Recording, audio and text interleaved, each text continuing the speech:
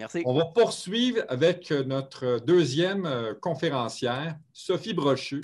Sophie, c'est la fondatrice de l'entreprise Happy Moments, une entreprise qui a la mission d'outiller, mais aussi d'inspirer les entreprises sur le bonheur, mais aussi sur la reconnaissance au travail. Sophie, c'est la créatrice des jeux Expérience Happy Moments. Ce sont d'excellents coffrets ludiques pour améliorer votre expérience employée. Ce sont les coffrets, dans le fond, ce sont des coffrets qui misent sur la reconnaissance, évidemment, mais aussi sur l'esprit d'équipe, le leadership positif. Bref, vraiment tout ce qui est bon pour nos organisations. Avant de se lancer en affaires, Sophie a cumulé plus de 10 ans d'expérience dans des postes de direction en ressources humaines, notamment pour le groupe Germain Hôtel. Elle nous présente ce matin sa conférence qui a pour titre « La reconnaissance, créer des moments d'inclusion et de célébration ». Voilà, Sophie, je vais t'inviter à ouvrir ton micro et ta caméra. Donc, c'est fait. Voilà, à toi la parole. Merci, Manuel. Bonjour tout le monde. Est-ce que tout le monde m'entend bien? Avant que je commence, on m'entend bien? On t'entend très bien, oui. Parfait, parce que là, je vais être sûre. Hey, ça me fait super plaisir d'être avec vous ce matin, surtout pour un thème qui me tient mais tellement, tellement à cœur. Puis bravo Jean-François Berthollet pour la conférence. J'ai adoré. Totalement en lien avec ma vision aussi, donc merci. Écoutez, moi, ce matin, ce que je souhaite, c'est évidemment vous partager ma vision de la reconnaissance au travail dans l'espoir et vous donner des outils, des actions concrètes que vous pouvez faire dès maintenant. Mais mon souhait, c'est que tous ensemble, on puisse faire juste un peu plus de reconnaissance, puis vraiment vous inciter à en faire plus au travail pour tous les bénéfices que vous pouvez en retirer. Et il y a de nombreux bénéfices à la reconnaissance. Plusieurs d'entre vous me connaissez pour ma passion pour le bonheur au travail.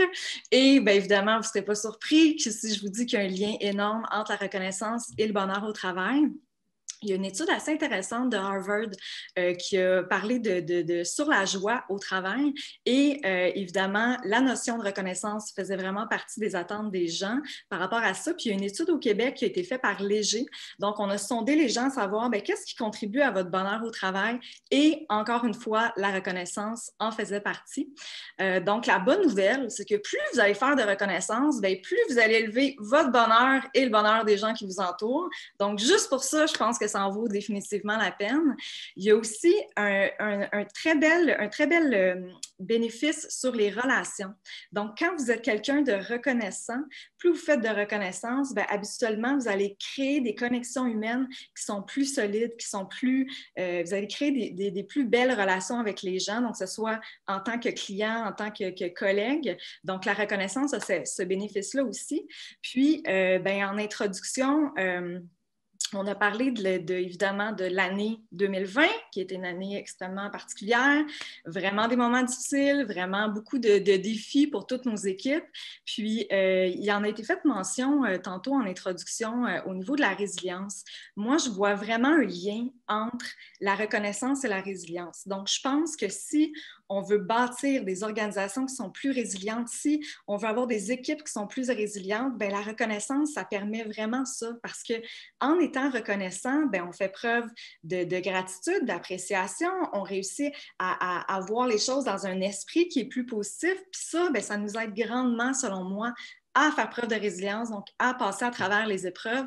Donc, je pense que le défi, c'est que quand on vit des moments qui sont difficiles, c'est là que c'est difficile de faire preuve de reconnaissance bien souvent parce qu'on est dans un mindset plus lourd, si je peux dire, mais c'est tellement là qu'on en aurait le plus de besoin. Fait que je pense que la première chose, c'est d'en prendre conscience puis vraiment d'essayer de vouloir en faire davantage. Et j'ai envie de dire, pour revenir sur ce que Jean-François Berthollet mentionnait dans le « Pourquoi on fait de la reconnaissance », parce que moi, personnellement, Sophie, là, ce que je souhaite, c'est que nos organisations soient plus reconnaissantes, pas parce que, en bout de ligne, des employés mobilisés, ça va faire plus de revenus, puis là, on va faire une meilleure performance. On peut-tu le faire parce que ça va avoir un impact positif social, parce que ça va avoir un impact positif humain, parce que vous n'avez aucune idée à quel point, dans le quotidien, des petits gestes de considération, ça peut faire au niveau du bien-être humain chez vos clients, chez vos collègues, chez citron. Donc, je pense que ça, là, ça vaut la peine que tous et chacun, on le fasse pour avoir cet impact positif social-là. Et j'ose espérer, je suis une rêveuse, que dans l'avenir, nos organisations vont vouloir le faire pour cette raison-là aussi, et non pas seulement pour avoir des employés plus mobilisés, plus performants. Mais oui, tant mieux, ça a des beaux bénéfices sur l'organisation. Là, si vous me demandez la reconnaissance, je vais essayer de ne pas dépasser mon temps. OK, c'est beau. Si vous me demandez la reconnaissance, c'est quoi pour moi? Je vous dirais que c'est la capacité de voir le beau, le bon chez les gens, puis dans les situations qu'on vit. Je pense que c'est un état d'esprit où on décide justement d'apprécier, de faire preuve de gratitude. Et je pense que c'est... Pour moi, reconnaître nos employés, c'est célébrer nos employés. Pour moi, c'est célébrer leur force qu'ils sont, c'est les reconnaître. Donc, je pense que la reconnaissance la plus puissante est celle qui est en lien avec démontrer de l'intérêt, accorder du temps, être là pour les autres. Puis je vais faire le parallèle avec l'expérience client. Donc, chers commerçants, si je vous demandais, lorsque vous accueillez un client dans votre commerce, qu'est-ce qui va faire que le client va se sentir reconnu? Bien souvent, je vous entends dire, on va le saluer, si on reconnaît son nom, il va se sentir reconnu, on va y apporter de l'attention, on va être là pour le conseiller, le supporter. Donc, ça, c'est quoi? C'est une approche humaine, c'est de la reconnaissance qui est humaine, qui est bienveillante, c'est je suis là pour toi, je m'intéresse à toi, je te reconnais, I see you. Donc, je pense que si vous faites le parallèle entre votre expérience client, qu'est-ce qui fait qu'un client est reconnu? Souvent, c'est plus clair dans notre esprit, on le voit plus facilement. Faites le lien, puis c'est la même chose avec vos collègues en milieu de travail. Là, un des éléments que je veux amener, c'est toute l'approche de la reconnaissance très traditionnelle. Là. On part, c'est top-down. C'est la direction se doit de reconnaître ses employés. Selon moi, si vous voulez instaurer une culture de reconnaissance, il faut que ce soit une approche qui est beaucoup plus inclusive où les collègues vont faire la reconnaissance entre eux, où on va faire la reconnaissance par rapport à nos clients, par rapport à nos fournisseurs, par rapport à nos partenaires, et on va faire de l'auto-reconnaissance. Donc, est-ce que vous êtes capable de faire preuve de reconnaissance envers vous-même? Est-ce que vous êtes capable de développer cet état d'esprit-là puis de mettre de l'avant, OK, là, ça, c'est tough, ouais, ça n'a pas bien été, mais qu'est-ce que j'ai réussi à faire à travers tout ça? De quoi je suis fière par rapport à moi? Puis, je vous pose la question parce que bien souvent, quand on est le plus à la recherche de reconnaissance chez les autres, c'est parce qu'on a la difficulté à se reconnaître soi-même. Donc, je vous incite à développer cet état d'esprit-là, pas attendre que ça vienne des autres, mais aussi le faire pour vous-même. Puis plus vous allez être capable de le faire pour vous-même, plus ça va devenir naturel de le faire pour vos collègues, pour vos clients, pour tout le monde qui vous entoure. Maintenant, si on disait, OK, Sophie, mais là, qu'est-ce qu'on reconnaît dans une organisation? Il y a 1001 choses que vous pouvez reconnaître. Si on le voit de façon plus traditionnelle, oui, les années de service de vos employés, ça va reconnaître quoi? Ça va reconnaître la loyauté chez vos gens.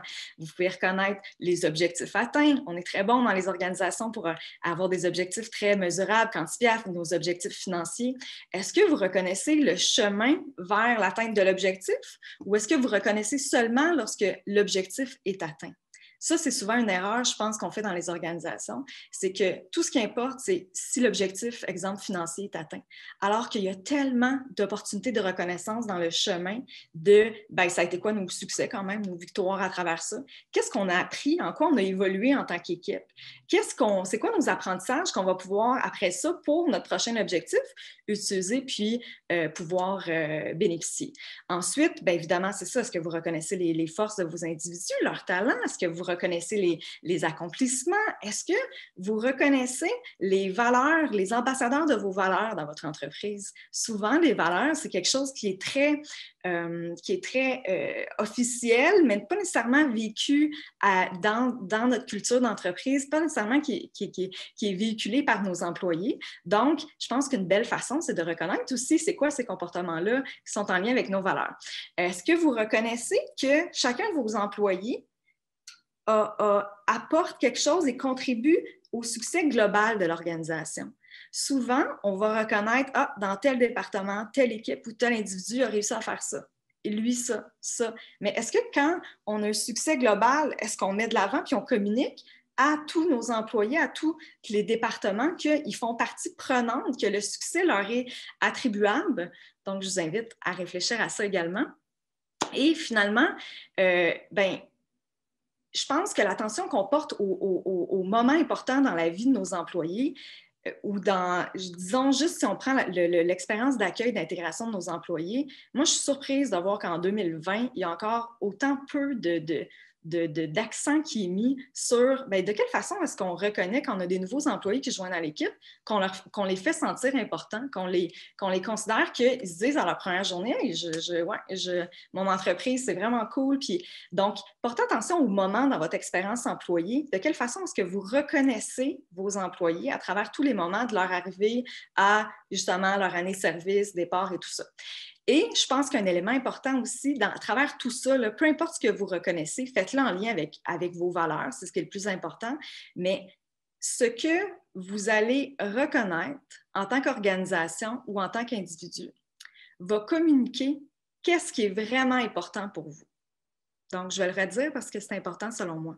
En tant qu'organisation, ce que vous choisissez de reconnaître va communiquer ce qui est vraiment important pour vous.